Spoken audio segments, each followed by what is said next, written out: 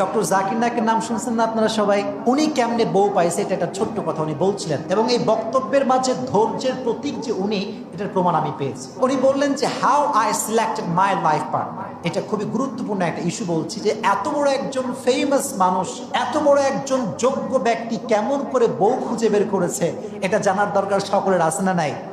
দেখেন ধৈর্যের ফলটা কত সুন্দর হয়। উনি বললেন যে আমি যখন আহমদ দিদাদের সঙ্গে সাক্ষাৎ করেছি, তখন থেকে আমি একজন ভালো প্র্যাকটিসিং মুসলমান হতে পেরেছি এবং দাওয়াতের ময়দানে কাজ করা স্টার্ট করেছি। একটা টাইম আমি মনে করতাম যে আসলে একজন ভালো স্ত্রী খুঁজে বের করা it's very easy matter, it's very simple. আমি এটা মনে করতাম যে এটা কোনো বিষয়ই না। আরে আমি ডক্টর জাকির নায়েক হাজার হাজার বিধর্মীদের সামনে ইসলামকে প্রেজেন্ট করি, ইসলামের কথাকে প্রমাণ করি, কোরআনকে প্রমাণ করি।